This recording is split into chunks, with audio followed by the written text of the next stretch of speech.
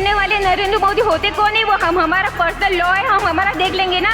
अगर कोई इंसान 50 साल पहले मर चुका हो, उसके डॉक्यूमेंट्स कहीं अगर कहीं गुम हो गए हो, तो मतलब सरकार बोलेंगी ये हमारी जमीन है। वाकई में अगर देश का भला चाहते हैं तो सपोर्ट कीजिए, ये आपके देश के हित के लिए और आपके हित के लिए। आप अपनी जमीनें दे दीजिए, अभी जितनी भी आपके पास खेती बाड़ी होंगी वो सब दे दीजिए, भगवान के नाम पर दे दीजिए, नरेंद्र मोदी को दान कर दीजिए। चलिए मेरी तरफ से।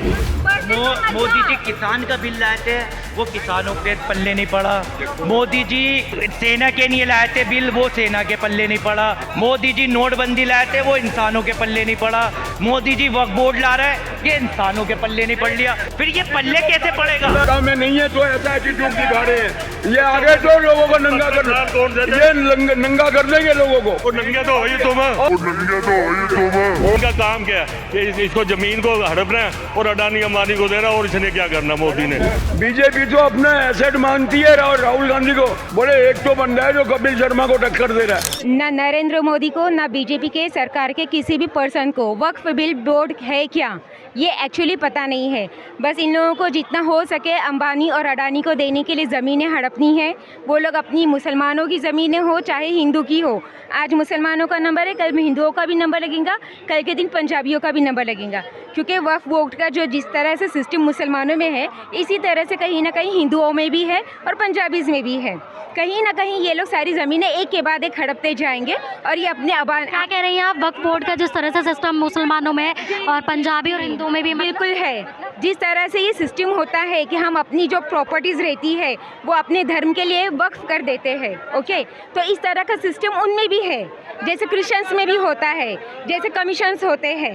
ये इनको भी है ना, ज़मीनें जो होती है वक्फ की तरह से डोनेट की जाती है, जैसे चर्च बनाने के लिए। इनका कोई पर्सनल नहीं है, सब कुछ कोर्ट के थ्रू या डीएम के थ्रू, सरकार के थ्रू होता है, लिखित में रजिस्टर्स होती है। मुसलमानों का अगर है ना धर्म जो है ये कुरान को लेकर माना जाता है, अगर इसी तरह से अगर वो लोग फॉलो करेंगे तो इसमें बुरी बात क्या है? मतलब आप जो है सारे लोगों को एक तरह से देखना चाहोगे? ठीक है, आप ये बताइए वक्फ क्या आपके हिसाब से वक्फ की डेफिनेशन क्या है? वक्फ वो चीज़ होती है जो मेरी अपनी पर्सनल हो और मेरी इच्छा है कि मेरे मरने के बाद मेरी ये चीज़ मैं किसी भी धार्मिक कार्य के लिए दे दूँ, दैट इज़ कॉल्ड वक्फ। अगर मैंने अपनी ज़मीन को किसी भी चीज़ के लिए दिया, दान धर्म कर दिया है, तो उसमें किसी का भी कोई राइट नहीं बनता है। वो मरने वाले का और वो वक्फ बोर्ड वालों का अधिकार होता है कि उसका क्या किया। आप मुझे ये बताइए, आप कह रही है अपनी ज़मीन को यदि दान दे दे, आपकी ज़मीन वो कैसे होगी? मतलब कैसे डिफाइन? मतलब मेरी जो अपनी पर्सनल प्रॉपर्टी होंगी मैं उसको दूंगी ना। उसके आपके पास कोई कागजात, कोई बिल्कुल ऑफ कोर्स होंगे, बिल्कुल अभी तो होंगे, बिल्कुल। तो अभी आप मुझे ये बताइए कि अगर सुनिए अगर आप मुझे बताइए वक्फ की अगर आपने अमेंडमेंट के नरेंद्र मोदी लेने के लिए पर्सनल लॉ में बैठे हैं, सुनिए, तो उनके पास क्या सारे के सारे कागजात आ चुके हैं लेने के लिए बैठे? हाँ, मतलब जैसा वक्फ का अभी ये लोग अमेंडमेंट करने के लिए जा रहे हैं। आपने अमेंडमेंट सुना है? क्या है बताइए ना, बताइए। जिनके वक्फ की जमीनें हैं वो लोग क्या करेंगे? निकाल कर अम्बानी को सबको दे देंगे। ऐसा कहा है मोदी जी ने? ऐसा कहा? क्यों नहीं होने वाला? आप मुझे बताइए। होने वाला? आप गारंटी देती हो नहीं होने वाला? आपको लग रहा है तो होने वाला? आप गारंटी दीजिए, आप मुझे गारंटी दीजिए कि नहीं होने वाला है ऐसे। आप गारंटी दे रही है कि ऐसा? बिल्कुल 100% होगा, मैं यहीं रहूंगी। आप जिस दिन भी हो जाए मुझे यहीं पर मिल लेना।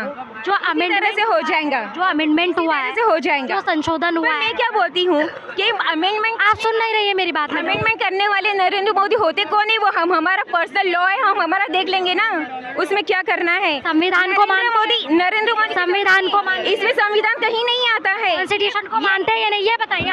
पर्सनल, ये कौन सी चीज है? ये मेरी पर्सनल चीज, संविधान को मानती है, ये मेरी पर्सनल चीज है। यहाँ पर संविधान का सवाल ही नहीं आता है। संविधान को मानती है? संविधान का सवाल ही नहीं आता है। संविधान की बात टोटल अलग है। देखिए जो इसमें बदलाव किए संविधान जिन चीजों को ऑर्गेनाइज करता है, जिस तरह से बताता है, वो टोटल अलग चीजें हैं।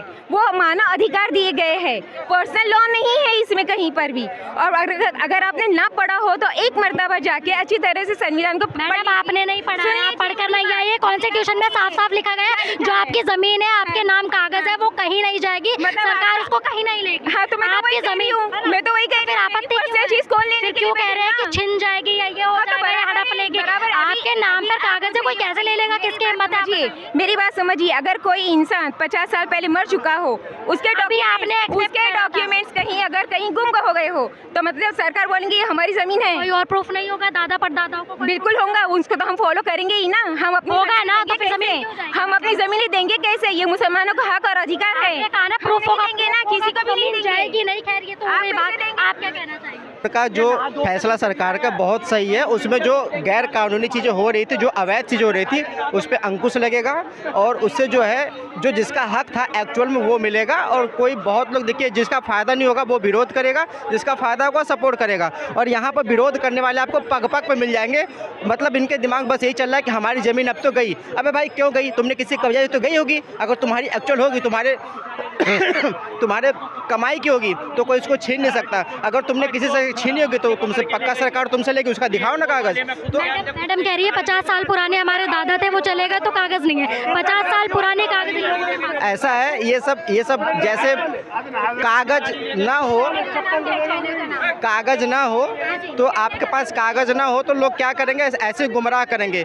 ऐसा कौन होगा जिसके पास 50 साल पुरानी ज़मीन हो, मतलब उस पर कागज ना हो? आजकल ना सब मतलब बैंक का जो स्लिप होता है उसको भी संभाल के रखते हैं, और वो तो बहुत बड़ी ज़मीन की चीज़ है। और अगर आपका अपने हक में है तो सरकार वाकई में नहीं लेगी, और हक में नहीं है। जो लोग ये कह रहे हैं कि वक्फ जो है उसमें जो सरकार है वो इंटरफेयर क्यों कर रही है, हमारा पर्सनल मामला है, जैसा कि मैडम ने अभी कहा, उनको क्या कहना चाहिए? देखिए अब वक्फ बना 1947 में वक्फ बना था क्या? तो बीच में आकर के वक्फ बना हुआ है। और जब पाकिस्तान भारत का जब बंटवारा हो गया तो फिर यहाँ पर फिर किस लिए क्यों रखा था? फिर वक्फ बोर्ड क्यों बन गया? फिर इतनी सारी सुख सुविधाएं क्यों मिल रही है? अब सरकार जब उस पर थोड़ा अंकुश कर रही है, जब सरकार जब उसको केंद्र सरकार जब उसको मतलब थोड़ा संशोधन कर रही है, तो अपने आप को थोड़ा देश का, अगर आप वाकई में अगर देश का भला चाहते हैं तो सपोर्ट कीजिए। ये आपके देश के हित के लिए और आपके हित के लिए है, और सबके दे दीजिए ना देश का हित करने के लिए भाई साहब। आप अपनी ज़मीनें दे दीजिए, अभी जितनी भी आपके पास खेती बाड़ी होंगी वो सब दे दीजिए, भगवान के नाम पर दे दीजिए, नरेंद्र मोदी को दान कर दीजिए। चलिए मेरी तरफ से देशभक्ति का इससे बड़ा और कोई सवाल ही नहीं आ सकता है। बात देखिए ऐसा है, सुप्रीम कोर्ट में मामला गया है, 9000 मुसलमानों ने खुद वक्फ बोर्ड के ऊपर केस किया हुआ है। ये नहीं बात करेंगी उसकी, ये बात नहीं करेंगी। वो जाति मामला है,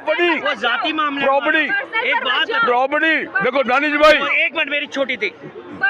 मोदी जी किसान का बिल लाए थे, वो किसानों के पल्ले नहीं पड़ा। मोदी जी सेना के लिए लाए थे बिल, वो सेना के पल्ले नहीं पड़ा। मोदी जी नोटबंदी लाए थे, वो इंसानों के पल्ले नहीं पड़ा। मोदी जी वक्फ बोर्ड ला रहा है, ये इंसानों के पल्ले नहीं पड़ लिया। फिर मैंने कल इनको सर फिर ये पल्ले कैसे पड़ेगा? मेरे पास वक्फ बोर्ड में क्या फायदा? इनको कल पढ़ाया था वक्फ बोर्ड का दलील और दलाइल देने से या फायदा? नहीं। हाँ, मैं इतना कह रहा हूँ, सुप्रीम कोर्ट में मामला चला गया। सुप्रीम कोर्ट ने एज इट इज पोजीशन रखी है। सरकार ने कैविएट जमा कराई है सुप्रीम कोर्ट में कि आप कोई भी डिसीजन लेने से पहले सरकार का पक्ष जरूर सुनिएगा। तो सरकार को सुप्रीम कोर्ट ने केंद्र सरकार को 8 दिन की मोहलत दी है। सरकार से 8 दिन में, एक मिनट, 8 दिन में सरकार रिटर्न में लिख के दे रही है सुप्रीम कोर्ट में। एक मिनट मेरी बात पूरी सुनिए। मोदी जी मैं इतना कहना चाहता हूँ, पंचर वाले एक तरफ तो मोदी जी कह रहे हैं पंचर वाला है मुसलमान, और एक तरफ वक्फ बोर्ड पे दिखा रहा है। मोदी जी भी तो ये भी कह रहे हैं। क्या कह रहे हैं? उन्होंने कहा है कि कांग्रेस में एक मुसलमान अध्यक्ष बना दें। एक बार बना दें, अभी बनाए। 3 बार बन चुके हैं। अभी तो बनाए, वापिस बनाए ना। कांग्रेस क्यों नहीं बना रही? मैडम क्यों नहीं बना रही? बना दी है। अभी की बात करो, अभी की बात करो, अभी की बात करो। अरे मोदी जी ने बना दिया। या मोदी जी का मुसलमान मोदी को बोल दो बनाने के लिए। चलो देखिए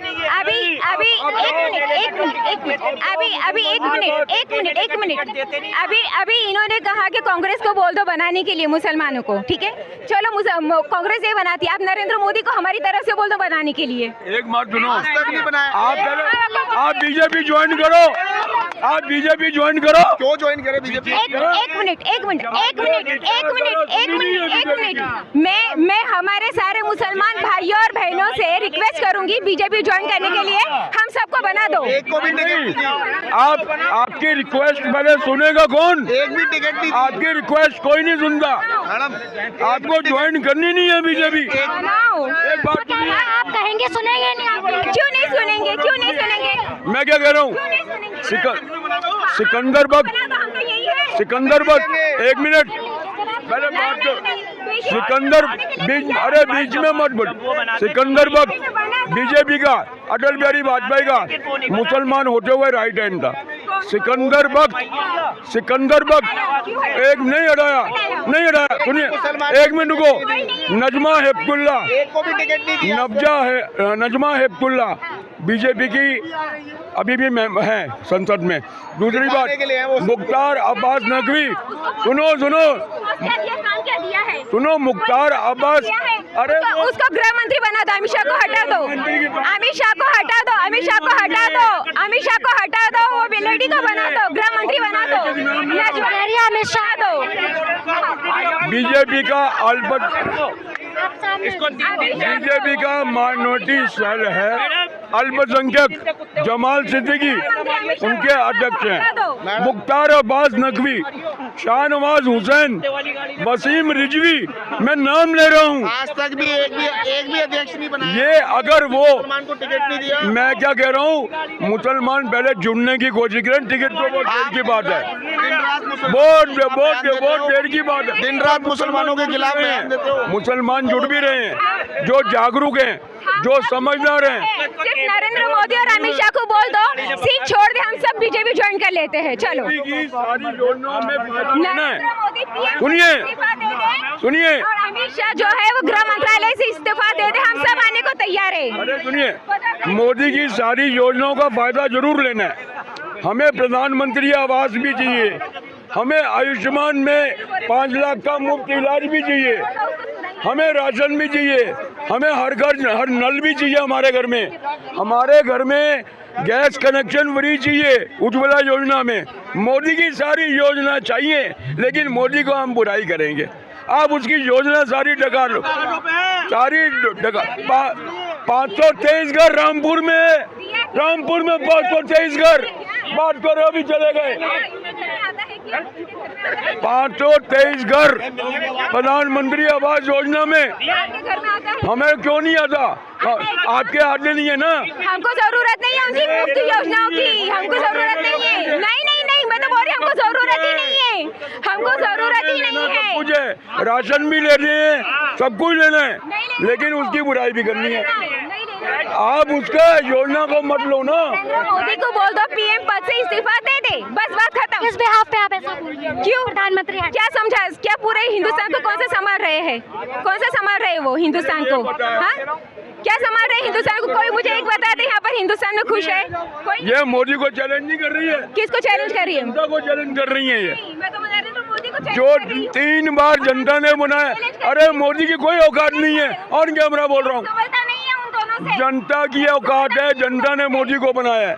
और इनको पूछो राहुल की पढ़ाई और मोदी की पढ़ाई क्या है? राहुल नहीं इनको कोई दुश्मनी है क्या? नहीं दुश्मनी नहीं है, दुश्मन है वो बीजेपी के हिंदू है। मेरे से बात करिए जो हाँ, मेरे आपसे कर रहा हूँ, तो वो मेरे से गायक कर रहा। तो ये सोचते हैं चिल्ला के करेंगे, इससे ऊपर हम चिल्ला सकते हैं और यहीं सामने नौकरी करते, कभी राज्य सरकार से पूछा जाता है, यही है। हाँ जी, राज्य सरकार से पूछा जाता है कि ये क्यों हो रहा है दंगे, तो वो कहते हैं केंद्र सरकार ने संविधान में संशोधन किया है, तो केंद्र सरकार की मैडम संशोधन की वजह से प्रोटेस्ट हुआ, प्रोटेस्ट में दंगे हुए, दंगे नहीं होने चाहिए। मैं दोनों का फेल कर रहा हूँ। और आपको एक चीज़ बता दूँ, जो दंगे हुए जिसमें 150 लोग कुछ जो भी अरेस्ट हुए, उसमें 115 ऐसे थे जिनको बंगला भी नहीं आती थी। They were not knowing Bengali, they were Hindi speaking people. तो बंगाल में रहने वाला बंगाली जानता है। ये मतलब दूसरे स्टेट से ला के बीजेपी वालों ने दंगे कराए हैं। जैसे यहाँ दिल्ली में दंगे हुए तो 2020 में अमित शाह ने क्या बोला था पार्लियामेंट में, कह रहा था कि क्या नाम है ये यूपी से आए हैं, पर बाद में यूपी में तो उसकी थी योगी की, उन्होंने बोला तू मेरे को मरवा रहा है, फिर नाम ही नहीं ले रहे उसका कि दंगाई बाहर से आए। आपने कहा उन्हें आती भी नहीं है, बंगाली भी नहीं आती है, तो ये तो स्टेटमेंट सही हो रहा है कि बाहर से लोग आ रहे हैं। मैडम आप मेरी बात नहीं समझे, आप दो चीज़ों को मिक्स करें। मैं ये कह रहा हूँ जो हिंदी स्पीकिंग लोग पकड़े गए, बांग्लादेशी तो हिंदी स्पीकिंग नहीं है, उन्होंने वो तो गुस्से ही हुए, मैं उनकी नहीं कह रहा। जो जिन्होंने दंगे करे, जो अरेस्ट हुए 115 लोग हुए, डेट्स हुए, जिसमें 115 लोग ऐसे थे जिनको बांग्ला भाषा नहीं आती थी। ये बड़ा सवाल है। अब देखिए ये लोग मतलब कहते हैं कि वक्फ बोर्ड के विरोध में प्रदर्शन हो रहा है। यदि विरोध में प्रदर्शन हो रहा है तो इसमें हिंदुओं को पर्टिकुलर टारगेट क्यों किया जाए? मैडम गलत हुआ, जो हिंदुओं को क्या कोई और मंशा है वक्फ बोर्ड के नाम पर? कोई और मंशा है वक्फ बोर्ड के आड़ में इनकी? मैडम दंगाई तो दंगाई होते हैं, इनका तो कोई नहीं होता। मैं वही तो करूँ, पहलू खां के घर में क्यों मारा जाके? उसका एक भाई फौज में था, क्यों मारा था पहलू खां को? उसके घर में मीट निकला था। गुंडे तो गुंडे होते हैं, बदमाश होता है, दंगाई उनको तो मौके का फ़ायदा चाहिए। अब यहाँ अभी 100 की भीड़ कर रहे हो, एक आएगा जेब काट लेगा, मान लो कोई जेब कतरा तो जिसका जो धंधा है वो करेगा। तो यहाँ कोई सारे थोड़ी हम नौकरी करने हैं, ये भाई यहाँ कहीं भी काम करते हैं तो जेब कतरा तो एक होगा। ऐसे जो दंगाई होते हैं, अच्छा समझौता एक्सप्रेस में किसने बम रखा था? वो हिंदू थे कर्नल, और ये जो तुम्हारी वो पकड़ गई थी प्रज्ञा ठाकुर हैं, वो थे। और क्या नाम है, समझौता एक्सप्रेस में, और ये जो कहाँ हुआ था, अजमेर में बम ब्लास्ट हुआ था। तो फिर दंगाई तो दंगाई होता है, इसमें क्या है? अब ये जो तलवारें उठा के आए थे, आगरा में तलवारें उठा के लाए थे, ये क्या राम भगत थे? सरेआम तलवारें ला रहे थे, और मुसलमानों को सिर्फ उन्होंने काली पट्टी बांध के नमाज पढ़ी थी, उनको 2 लाख के मुचलके पे छोड़ा। और ये तलवारें लहरा रहे हैं कि हम नीतीश की जो जुबान काटेगा 5 लाख देंगे उसको। राज्य सरकार नहीं जानती कि ये दंगाई है। राज्य सरकार कह रही है कि यहाँ पे तो 33% से ज़्यादा मुस्लिम है और मैं तो उनको समर्थन करूँगी, मैं तो सपोर्ट तो करूँगी। मैडम वो तो सबका करती है, आप हिंदू मुसलमान का इसमें क्या करते हो? क्या नाम है, हिंदुओं को नहीं करती वो? हिंदू भूखे मार रहे हैं बंगाल में, 67% भूखे, वहाँ 33% से ममता बनर्जी 800 से ज़्यादा लोग तो पलायन कर चुके हैं और अब संख्या। मैडम कितने कार गए हैं? झगड़ा हुआ, थोड़े दिन के लिए चले गए, वापस आ गए। आप पढ़ लो। ये बड़ा सवाल है कि वहाँ की ममता बनर्जी कह रही है कि पलायन थोड़ा ना करा है, भाग थोड़ा ना गया, मालदा अच्छा यहाँ गए, स्कूलों में शरण ले रहे हैं, कह रही झगड़ा हुआ। बात सुनो, ऐसे तो दिल्ली में भी मुसलमान एरिया में मुसलमान भाग के चले गए थे, फिर वापस आ गए। तो मणिपुर में तो आज तक नहीं आए। मणिपुर का तो चलो आज तक कोई नाम ही नहीं लेता। मणिपुर का कोई नाम लेगा ना, प्रधानमंत्री जाएगा मणिपुर। जो तो वहाँ की सरकार ने एक्शन लिया, स्टेट में, अपोजिशन स्टेट में सारा कुछ होता है। वहाँ की सरकार ने तो एक्शन लिया था ना। क्या लिया? अरे मैडम आज तक तो अभी अपने घरों में नहीं जाते। वो पुलिस वाला, मैती पुलिस वाला कुक्की में नहीं जा सकता, कुक्की मैती में नहीं जा सकता। आप क्या रिएक्शन लिया? क्या आप बात करते हो मैडम? थोड़ा उनके जो है ना, इनसे भी पूछेगा गवर्नमेंट रूल्ड जो है। आगे ये खड़े राहुल पप्पू है, राहुल पप्पू ने करोड़ों रुपये खर्च कर लिए। साढ़े इसको बोला अनपढ़ को क्या फर्जी डिग्रियाँ नहीं है, वो नहीं पता। डिग्री खुले आम दिखा दे, मैं अपनी डिग्री दिखाता हूँ, चाहे मैं जितना भी पढ़ा हूँ। ये डिग्री दिखाने में क्या राहुल का मुकाबला ये करेंगे? राहुल अमेरिका इंग्लैंड की वो पढ़ा हुआ है, ये क्या पढ़ा? शादी वहाँ पढ़ाई में डिग्री नहीं देता। इलेक्शन में बीबी का नाम नहीं लिखता, जब कंपल्सरी हो, जब लिखा मेरी बीबी है, कल उस बीबी का नाम नहीं लिखा, फिर डिग्री का नाम नहीं लिखा। इसके साथ मुकाबला करेंगे।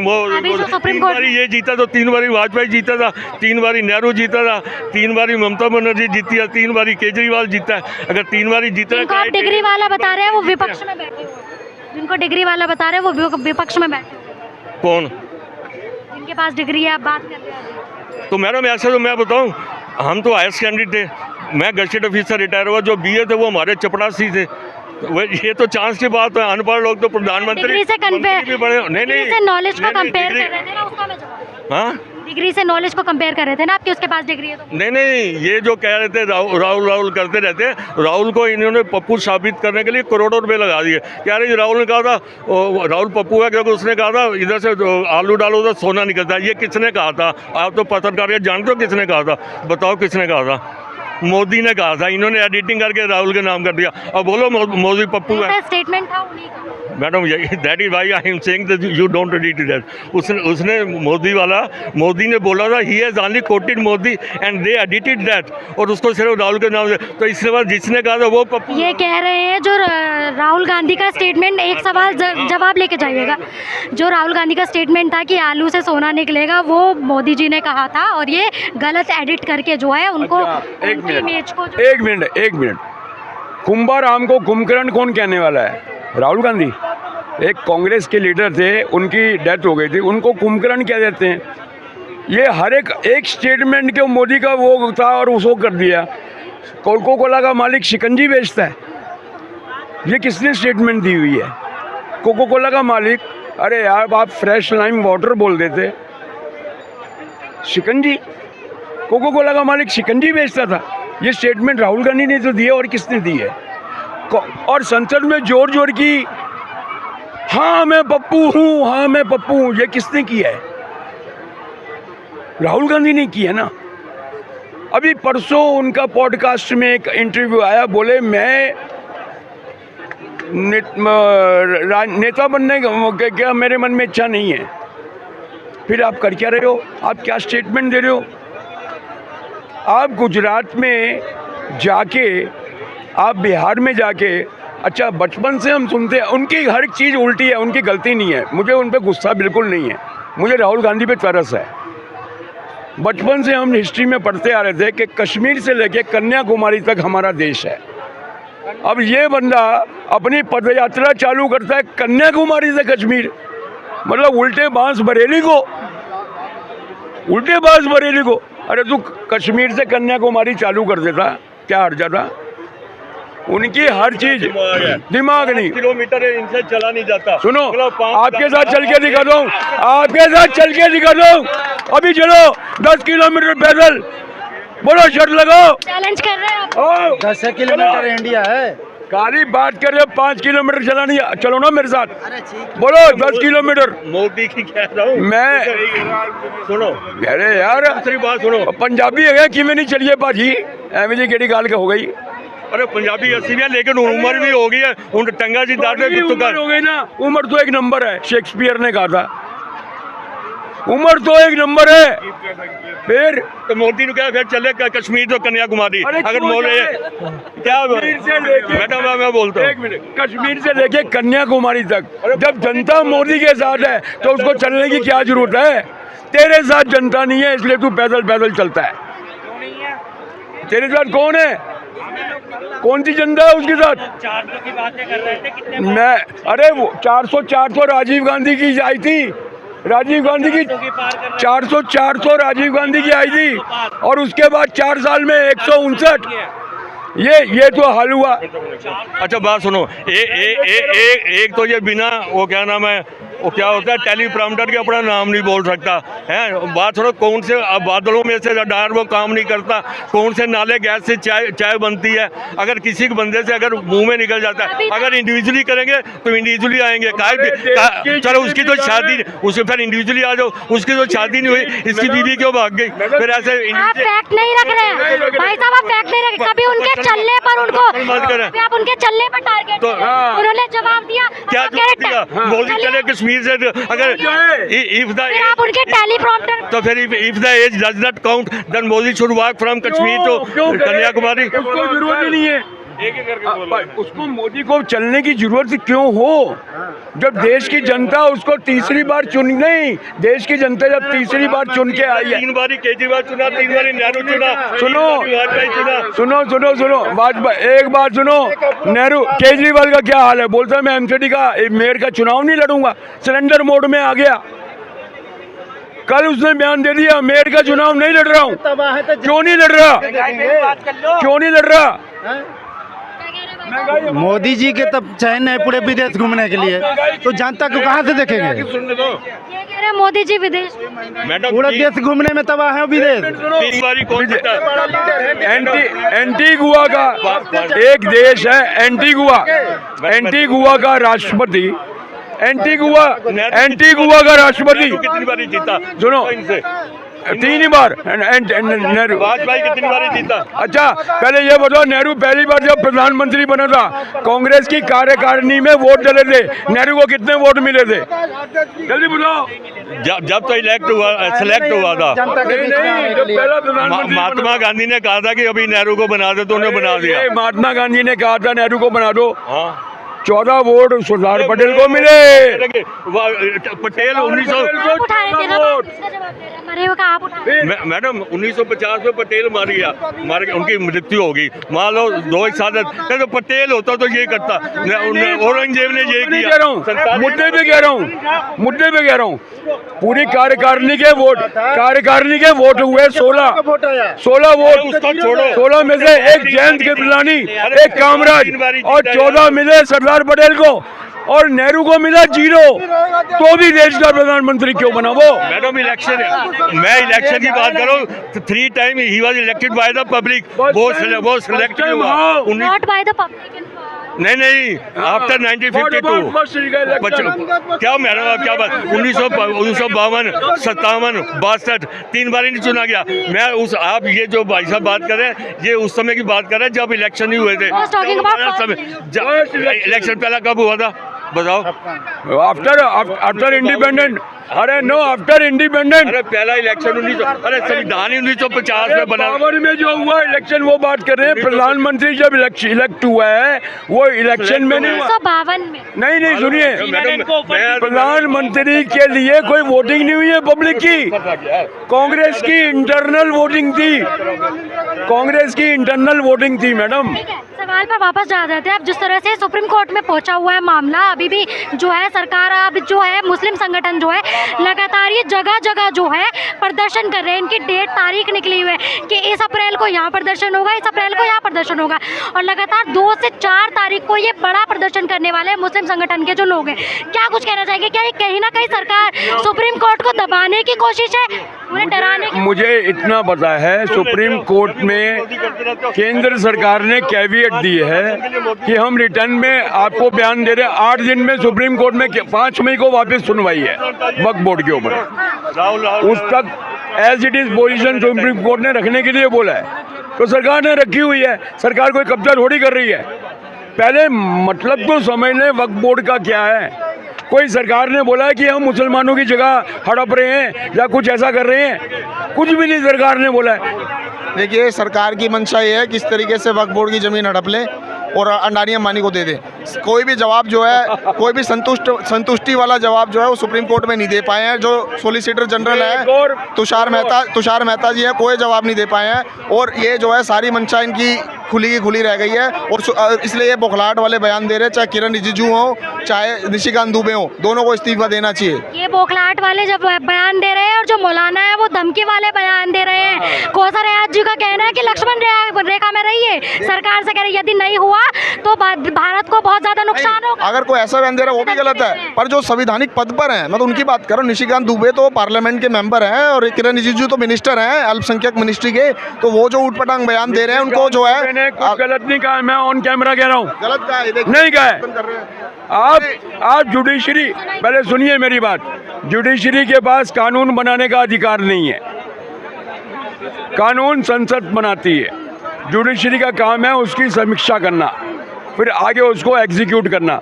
अगर गवर्नर को सुप्रीम कोर्ट बोलेगा, राष्ट्रपति को सुप्रीम कोर्ट बोलेगा कि कोई भी विधेयक आप 3 महीने में पास करो, ये सुप्रीम कोर्ट कैसे डायरेक्शन दे सकता है गवर्नर और राष्ट्रपति को? निशिकांत दुबे का पॉइंट जो है ये बिल्कुल गलत बयान है। राष्ट्रपति और गवर्नर को सुप्रीम कोर्ट डायरेक्शन नहीं दे सकता।